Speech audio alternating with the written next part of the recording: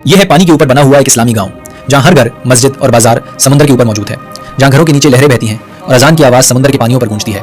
यहाँ के बच्चे कश्तियों में स्कूल जाते हैं, औरतें पानी के ऊपर खाना पकाती हैं और मर्द रोजाना मछलियां पकड़ने के लिए समुद्र का रुख करते हैं। ये गांव मलेशिया के सूबा सबा में वाक़ है, जिसका नाम कम्पुंग बंगाओ बंगाओ है। यहाँ तकरीबन 2 से 4 हज़ार के दरमियान लोग रिहाइश पजीर हैं। यहाँ के घरों की बुनियादें बांस, लकड़ी और मजबूत पॉन्टॉन से बंधी हैं, जो इन्हें पानी पर मुतवाज़िन रखती हैं। पूरा गांव लकड़ी के पल्लों के जरिए आपस में जुड़ा हुआ है, जिससे लोग एक घर से दूसरे घर या मस्जिद तक आसानी से जा सकते हैं। इस गांव की बुनियाद 15वीं सदी में रखी गई, जब बोर्नियो के साहिली माहीगीर समंदर पर आरजी घर बनाने लगे। उस वक्त ये इलाका ब्रुनाई सल्तनत के ज़रिए असर था, जहां अरब और गुजराती ताजरों के जरिए इस्लाम फैला।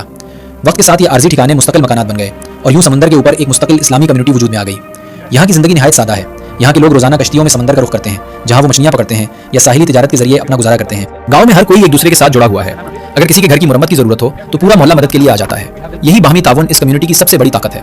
ये लोग बिजली के लिए शमसी पैनल्स और मकामी जनरेटर्स इस्तेमाल करते हैं और साफ पानी करीबी नदी या बारिश के जखीरे से हासिल करते हैं। इस गांव के दरमियान में एक खूबसूरत मस्जिद वाक़ है, जहां 5 वक्त अजान दी जाती है और लोग नमाज के लिए जाते हैं।